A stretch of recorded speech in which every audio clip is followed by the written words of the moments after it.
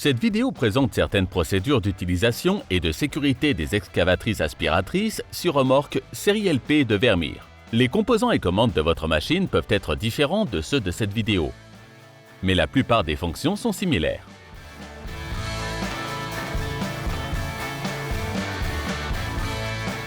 Votre excavatrice aspiratrice sur remorque Vermeer est équipée de dispositifs de sécurité, mais de bonnes pratiques de sécurité sont nécessaires sur le chantier pour éviter tout accident. Une mauvaise utilisation de la machine peut entraîner des blessures graves, voire mortelles. Pour votre sécurité et celle des autres, soyez prudent et faites preuve de discernement. Cette vidéo complète les manuels de la machine et ne contient pas toutes les instructions nécessaires à une utilisation correcte. Avant utilisation, tous les opérateurs doivent lire attentivement et comprendre les manuels d'utilisation et d'entretien, les consignes de sécurité et les panneaux de sécurité de la machine. Vermeer fournit 2 manuels d'utilisation avec chaque machine. L'un se trouve dans la documentation fournie avec votre machine. L'autre est placé dans la boîte de rangement noire, toujours à portée de main. Arrêtez la vidéo à tout moment pour revoir les informations et consultez le manuel d'utilisation et d'entretien pour consolider ce que vous avez appris. N'autorisez que des personnes responsables et correctement formées à utiliser l'excavatrice aspiratrice.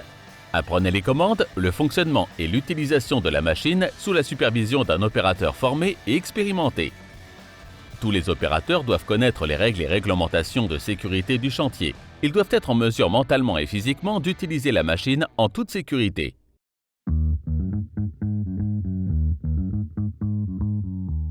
Avant de parler des équipements de protection individuelle, pensez à porter des vêtements ajustés et attachez vos cheveux s'ils sont longs. Enlevez les bijoux tels que montres, bagues, colliers ou bracelets.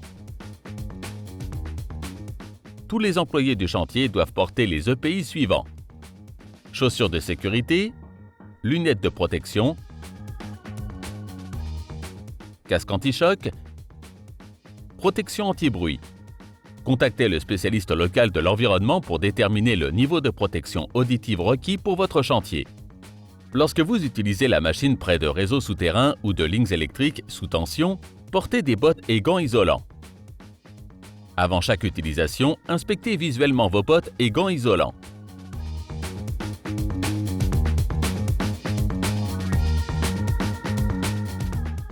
Avant d'évoquer l'utilisation de la machine, voyons les commandes du système avec le panneau principal de commande, les commandes de la porte et du réservoir et la commande à distance sans fil de la flèche.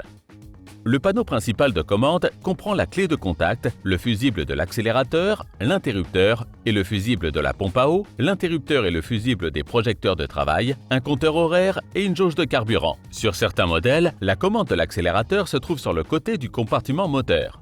Sur d'autres modèles, le régime moteur est commandé par un interrupteur sur le panneau de commande. Le levier d'inversion de débit permet de passer d'une pression positive au vide et inversement. Votre excavatrice aspiratrice sur remorque Vermeer comporte aussi un ensemble de commandes pour verrouiller, déverrouiller, ouvrir et fermer la porte arrière, ainsi que pour élever et abaisser le réservoir.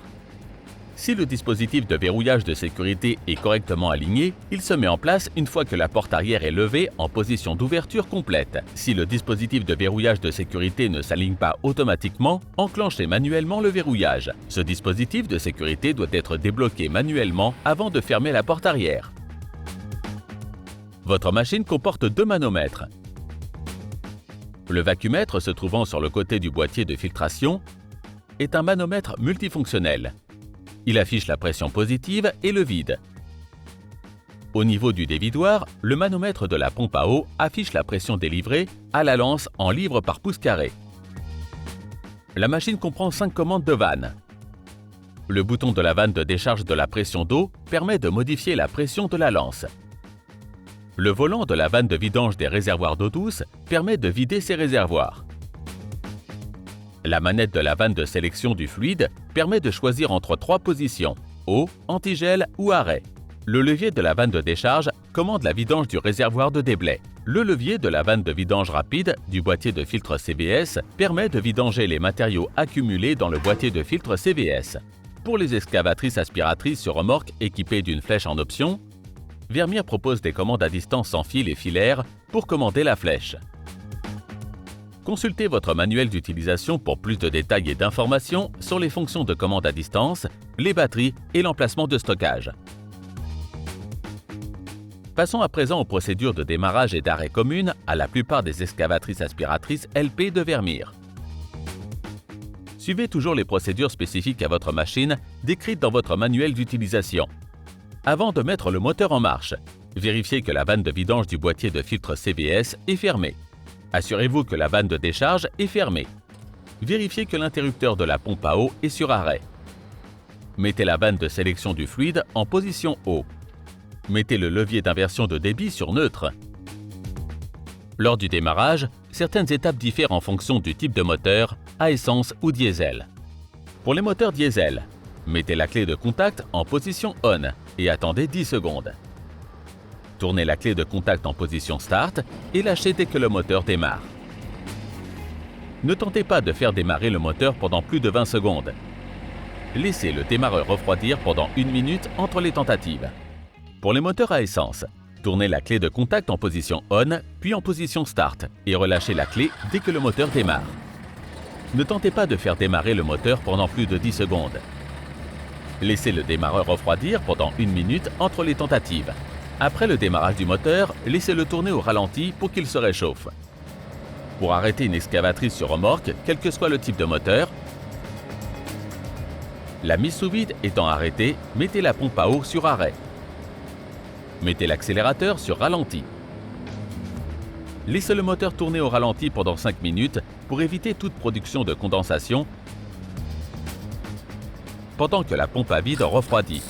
Pressez la gâchette des lances haute pression. Des blessures graves peuvent se produire lors du débranchement des tuyaux d'eau si la pression n'est pas dissipée. Pour garantir la sécurité, veillez à ce que les outils hydrauliques ne soient pas orientés en direction des personnes. Démontez et rangez correctement tous les outils sur la machine. La mise sous vide étant stoppée, assurez-vous qu'il ne reste aucun déblai, débris ou autre matériau dans le tube d'excavation.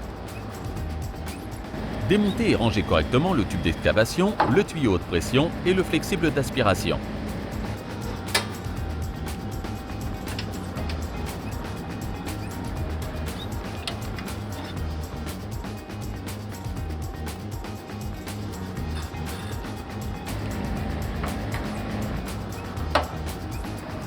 Mettez la clé de contact du moteur sur Off. Vidangez le boîtier du filtre CVS. Le non-respect de la procédure d'arrêt avant une intervention sur la machine peut entraîner des dangers.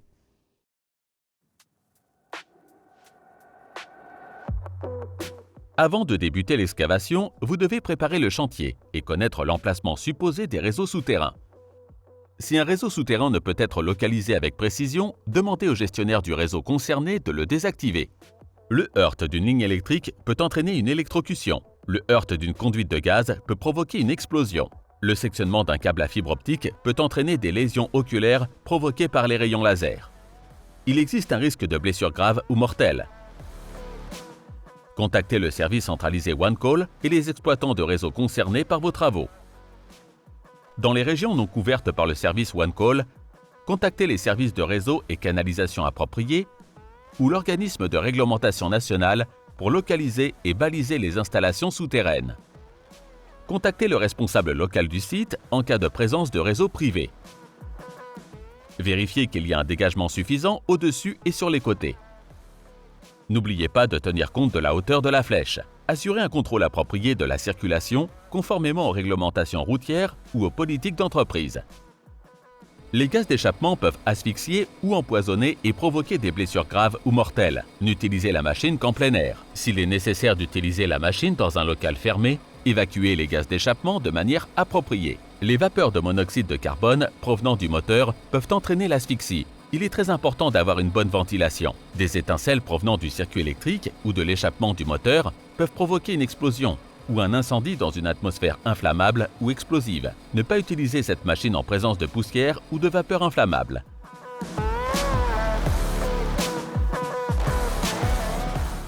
Avant de transporter la machine, effectuez toujours une inspection visuelle.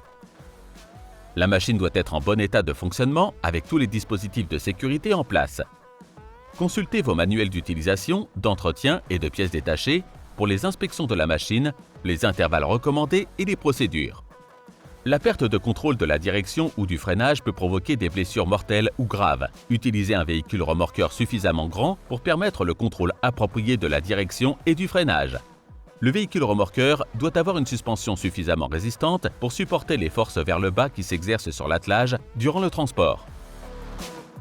Il doit être aussi équipé d'un contrôleur de freinage électrique qui serre automatiquement les freins électriques de la machine remorquée lors d'un arrêt.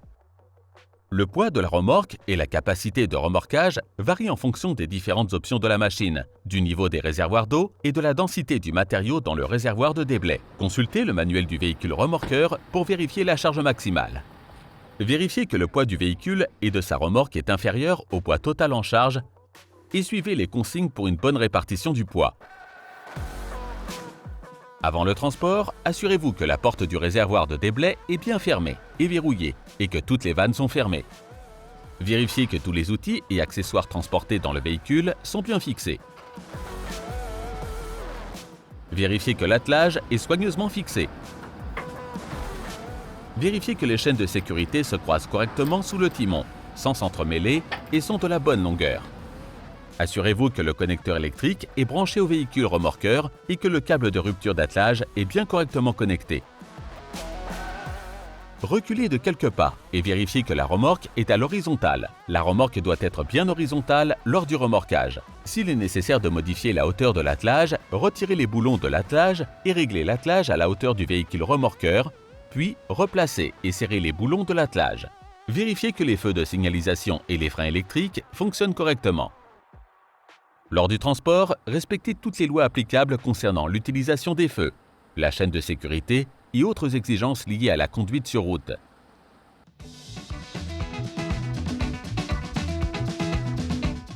En arrivant sur le chantier, recherchez tout signe de présence de réseau souterrain, plaques d'égout, ouvrages de chute et tranchées récentes. Positionnez la machine sur une surface stable et horizontale. Si le travail doit se faire le long d'une voie publique, placez des panneaux de signalisation pour avertir et écarter les automobilistes et les piétons. Utilisez tous les panneaux, cônes, dispositifs d'éclairage et personnel de signalisation nécessaires à la situation de travail. Suivez toutes les réglementations locales et nationales en matière de sécurité et de contrôle de la circulation. Inspectez le filtre du boîtier CVS et nettoyez-le si besoin. Inspectez les crépines d'eau et nettoyez-les si besoin. Vous devrez peut-être aussi les nettoyer périodiquement en cours d'exploitation si le débit d'eau est restreint. Consultez votre manuel d'utilisation et d'entretien pour des instructions détaillées.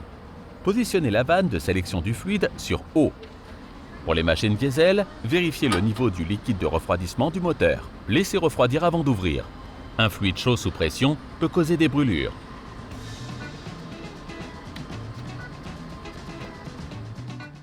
Remplissez d'eau propre les réservoirs à eau douce.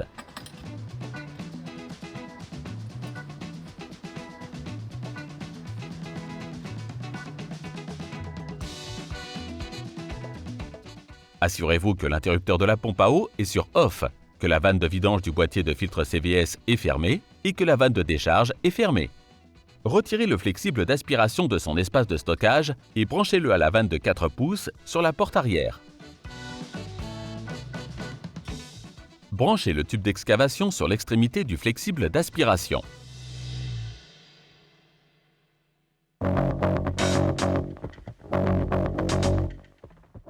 Avant de commencer l'excavation, n'oubliez pas que heurter ou endommager une ligne électrique peut entraîner une électrocution ou des blessures graves. Lorsque vous utilisez la machine près de réseaux souterrains ou de lignes électriques sous tension, portez des bottes et gants isolants. Ne laissez aucune partie du corps entrer en contact avec l'outil d'excavation, à l'exception de vos mains portant des gants isolants. En cas de contact, lâchez l'outil d'excavation. Ne touchez aucune partie du système d'aspiration ou d'excavation. Demandez à une personne hors de la zone de prévenir la compagnie d'électricité afin de faire couper le courant. Ne laissez personne s'approcher de la machine ou du véhicule remorqueur. Certains coupe-circuits se réarment automatiquement. Ne supposez pas que le courant a été coupé de façon permanente avant que la compagnie d'électricité nous confirme que le courant a bien été coupé dans la ligne concernée. Arrêtez immédiatement le moteur, évacuez la zone et contactez la compagnie de gaz si une conduite de gaz a été heurtée ou en cas de présence de gaz inflammable. Il existe un risque d'explosion pouvant entraîner des blessures graves, voire mortelles. Ne retournez pas sur le chantier tant que la compagnie de gaz ne l'a pas autorisé.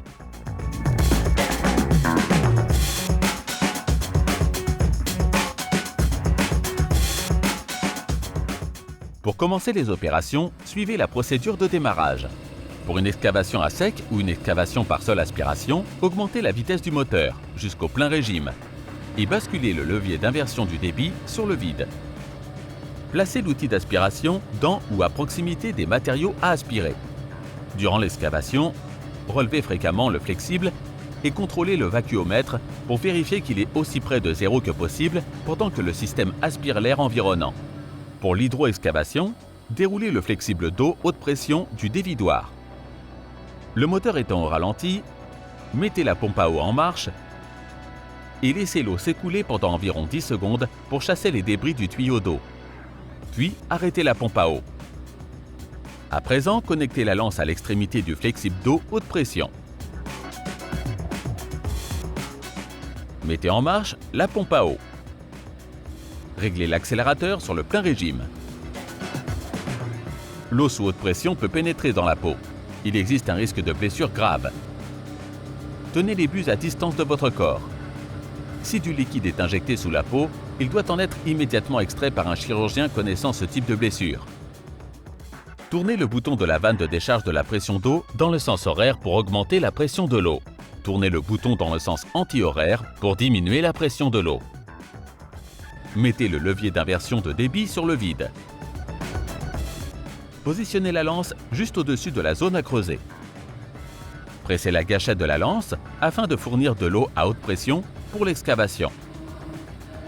Déplacez la lance selon un mouvement circulaire pour creuser le sol. Lors de la descente de la lance, relâchez de temps en temps la gâchette et retirez la lance du trou. Alternez entre l'utilisation de la lance d'excavation et du tube d'excavation jusqu'à ce que le réseau soit repéré ou l'excavation terminée. Arrêtez l'aspiration lorsque le niveau des déblais dans le réservoir de déblais atteint le haut du regard. Lorsque les opérations d'excavation sont terminées, arrêtez la pompe à eau et pressez la gâchette pour relâcher la pression d'eau. Vérifiez qu'il ne reste pas de déblais ou débris dans le tube d'excavation. À l'aide d'une lance de lavage, nettoyez tous les outils et flexibles. Arrêtez la pompe à eau, relâchez la pression de la lance de lavage et réduisez la vitesse du moteur au ralenti. Rangez tous les outils et flexibles, puis terminez la procédure d'arrêt.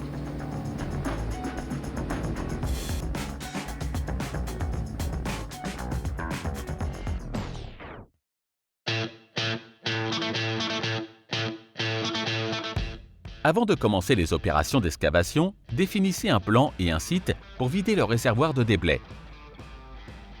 Une fois sur le site de décharge, positionnez la machine à l'endroit où vous souhaitez décharger vos déblais. Suivez la procédure de démarrage.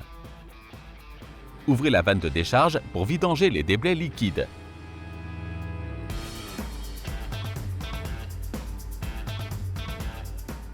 Déverrouillez complètement la porte arrière. Restez à l'écart de la porte pendant le déversement. Ouvrez complètement la porte arrière. Assurez-vous que le levier de verrouillage du vérin est bien en place.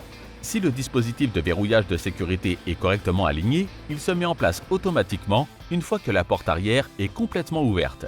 Si le dispositif de verrouillage de sécurité n'est pas bien aligné, faites tourner le levier dans le sens horaire pour enclencher le dispositif.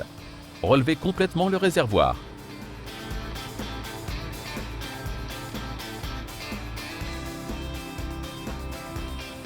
Après avoir vidé le réservoir, utilisez la lance de lavage pour nettoyer l'excavatrice. Les espaces confinés provoquent une suffocation. Appliquez les procédures appropriées en matière d'espace confiné pour entrer ou rester à l'extérieur du réservoir de collecte. Vérifiez qu'aucun débris n'est accroché à la vanne à boisseau sphérique. Vérifiez la propreté du joint de la porte arrière. Lorsque le nettoyage du réservoir est terminé, assurez-vous que tout le personnel se trouve loin du réservoir de déblais et de la porte. Et gardez vos mains à distance des points de pincement. Une charge surélevée présente un risque d'écrasement. Déverrouillez manuellement la porte arrière en faisant tourner le levier en sens anti-horaire. Puis abaissez le réservoir. Vous devez abaisser complètement le réservoir avant de fermer la porte arrière. Fermez complètement et verrouillez la porte arrière.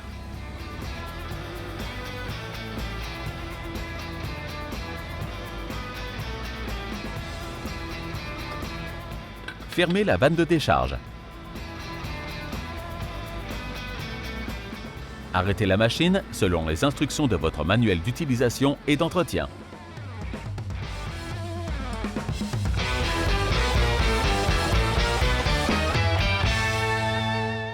Avec chaque nouvelle excavatrice aspiratrice sur remorque, Vermeer fournit un manuel d'utilisation et d'entretien contenant d'importantes informations sur la sécurité et l'utilisation. Si vous suspectez un problème sur la machine, cessez de l'utiliser et contactez votre concessionnaire Vermeer. Ne compromettez pas votre sécurité en continuant d'utiliser une machine nécessitant un entretien ou une réparation.